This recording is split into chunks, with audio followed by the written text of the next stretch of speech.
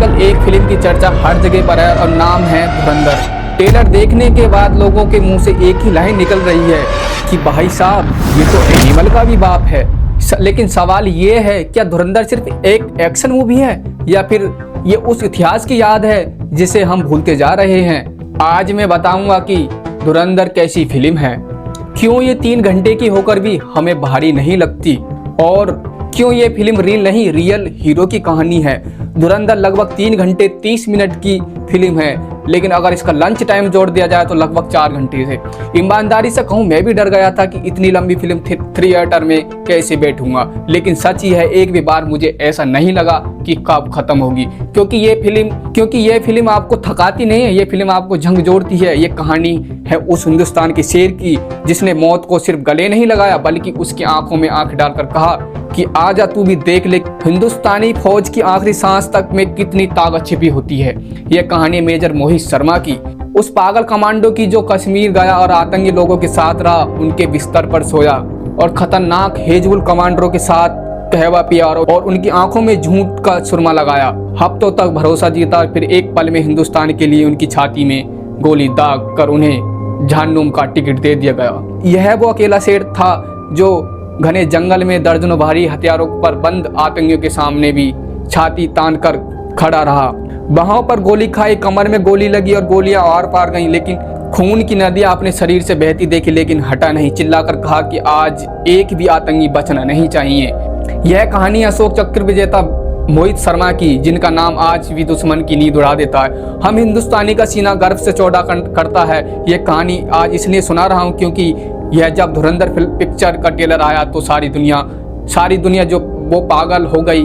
अरे रणवीर सिंह कैसा दिख रहा है, अर्जुन रामपाल कैसा दिख रहा है, फलाना कैसा दिख रहा है, धमाका कैसा दिख रहा। हमें नहीं पता फिल्म में ये क्या दिखाया गया, लेकिन आज मैं आपको बताने वाला हूँ। आपको जानना हो चाहिए कि ये पिक्चर रणवीर सिंह जो इतने खतरनाक फौजी लग रहे हैं, जिनको लेकर लोग ये पूछ रहे हैं कि ये भाई साहब कोई असल में शेर भी था, तो आज हम आपको बताने वाले हैं कि रणवीर सिंह इसी मेजर मोहित शर्मा का किरदार निभा रहे हैं। उस मोहित शर्मा की जो फिल्म में दिखाए गए रणवीर सिंह से कई हजार गुना खौफनाक सच्चा है, और इसलिए रील की दुनिया से आगे बढ़कर आज रियल वाली कहानी सुनाएंगे। ये वो कहानी है जो सुनते ही रोंगटे खड़े हो जाएंगे, दिल जोर से धड़केगा, आंख अपने आप नम हो जाएंगी। गाजियाबाद का एक लड़का, साधारण सा लड़का, नाम मोहित शर्मा, 1995 में 12वीं पास करता है और घर वाले सोच रहे थे कि इंजीनियर बनेगा। कॉलेज में एडमिशन करवाया, लेकिन मोहित के खून में कुछ अलग था। वर्दी का जुल्म था। उसने चुपके से एनडीए का फॉर्म भरा और एग्जाम दिया। रिजल्ट आने से पहले कॉलेज ज्वाइन कर लिया ताकि घर वाले शक ना कर सके। जब रिजल्ट आया तो माँ बाप ने छुपा दिया, कहा कि इंजीनियर करो, फौज में क्या रखा है। लेकिन मोहित की बेचैनी सता रही थी। सीधे यूपीएससी के दफ्तर फोन घुमाया और पूछा कि मेरा रिजल्ट बता दो। जवाब आया कि आप पास है, इंटरव्यू बाकी है। बस फिर क्या था, बिना किसी पूछे बताए वो भोपाल पहुंच गए, इंटरव्यू दिया और पास हो गए।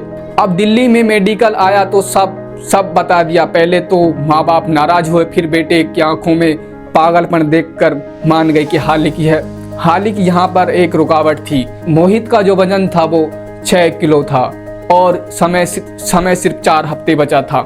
माँ ने भी कमाल किया, रोज दूध केले प्रोटीन लबालब खाना खिलाया और मोहित जिम में पसीना बहाता रहा और कुछ ही हफ्तों तक उसका वजन बढ़ गया। मेडिकल पास हो गया। भारतीय सेना को यहाँ पर वो शेर मिला जो आने वाले सालों में दुश्मनों की रातों काली करने वाला था। एनडीए में मोहित ने मुक्केबाजी, घुड़सवारी, तैराक हर चीज सीखी। 3 साल में एनडीए और 1 साल में आए हुए देहरादून, और फिर दिसंबर 1919 में 5 मद्रास रेजिमेंट में लेफ्टिनेंट कर्नल बने। और शुरुआती में 2 साल जो थे वो मोहित के आम फौजी की तरह गुजर रहे थे, लेकिन 13 दिसंबर 2001 को सब कुछ बदल दिया। संसद पर हमला हुआ। जवाब में ऑपरेशन पराक्रम, मोहित की यूनिट कश्मीर में पहुंच रही और राजौरी सेक्टर में पैरा स्पेशल फोर्स के साथ आतंकियों पर कहर बरसाया गया। यहाँ पर मोहित पैरा कमांडो की बहादुरी को देखकर पागल हो गई। उसने अप्लाई किया, पहली बार में रिजेक्ट हो गया, लेकिन हार नहीं मानी। 2003 में उसने दूसरी कोशिश की और पास हो गया। शेर को जंगल मिल गया, फिर पोस्टिंग मिल गई। यहीं पर उसे मिली जिंदगी के साथ कैप्टन रेशमा सरीन। दोनों को प्यार हुआ और शादी की बात चल रही थी। तभी साल 2004 में कश्मीर का बुलावा आया। उस वक्त घाटी का हिजबुल मुजाहिदीन का आतंक चरम पर था और सारे बड़े हमले 2 बड़े हमले नाम संभाले थे। अब्बू तोरारा और अब्बू साहब जहाद सेना के इनके ठिकाने की खबर थी। मानना बेवकूफ़ी होती है। ये दोनों पूरे नेटवर्क की धड़कन थी। फैसला हुआ कि एक इंसान फौज का अंडर कवर बनकर जाएगा, दोस्त बनकर जाएगा, सारी जानकारी निकालेगा, फिर वो करेगा ये खतरनाक से भी ज़्यादा खतरनाक। मौत के मुंह में जाने का जो काम था उसे मोहित ने कहा कि मैं संभालूंगा। मोहित ने अपने बाल को बढ़ाया, दाढ़ी को बढ़ाया और फिर नाम रखा अवतार भट्ट। एक कहानी गढ़ी की फौज ने उसके भाई को मार दिया था और अब वो बदला लेना चाहता था। एक आर्मी चेक पोस्ट पर हमले का परफेक्ट प्लान बनाकर दिखाया। लोकेशन, सैनिक संख्या, हथियार सब सटीक तरीके से बैठाया।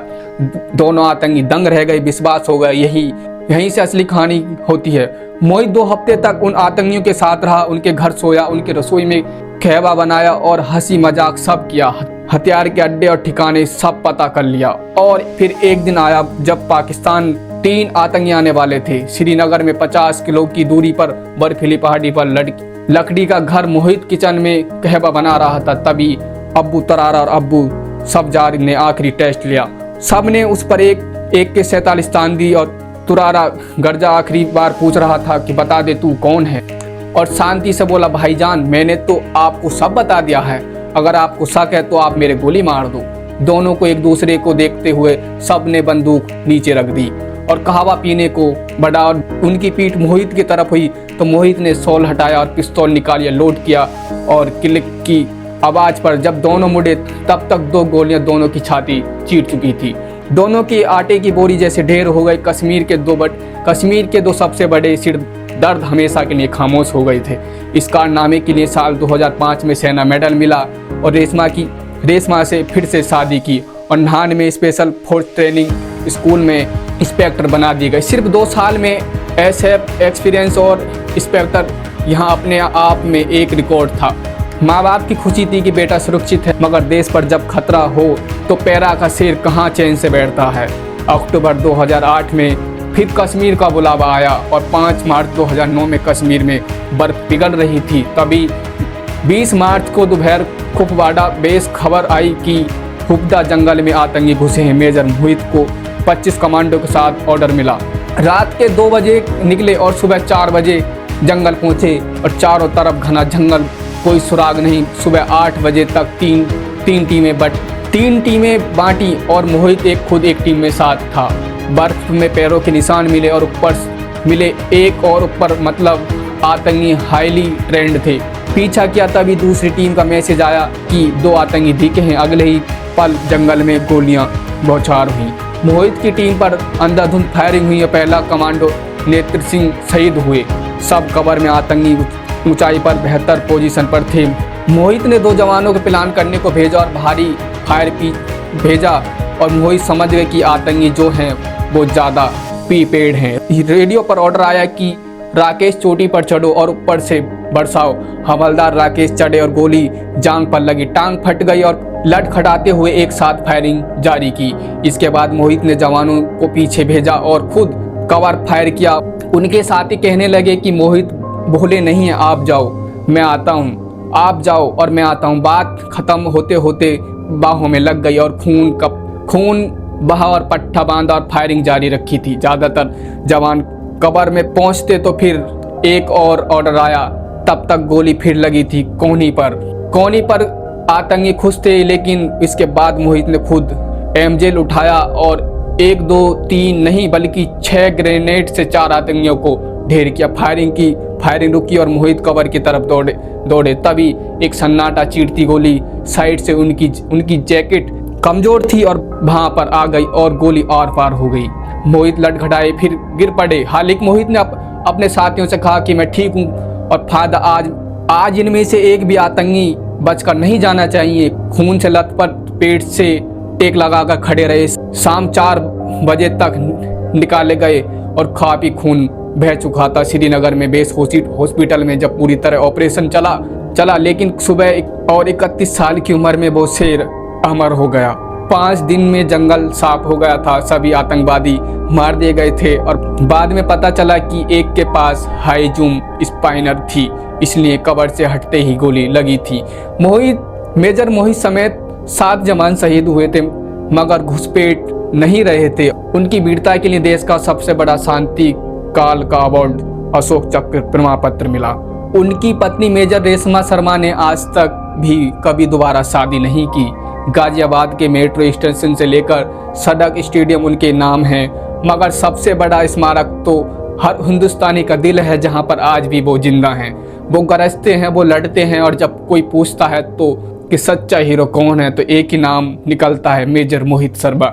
ये वो नाम है जिसने साबित किया कि एक फौज की सांसें में पूरा हिंदुस्तान बसता है, और हम आज नमन करते हैं और इसे हम उम्मीद करते हैं कि ये पिक्चर आपको चकाचौंध के बीच आपको असली हीरो की सलाम करते हैं। जय हिंद, जय भारत। अगर आपने फिल्म देखी है तो कमेंट में बताएं कौन सा किरदार सबसे खतरनाक लगा, कौन सा डायलॉग दिल में बैठ गया था, और कमेंट में जरूर राय दें। नमस्कार दोस्तों।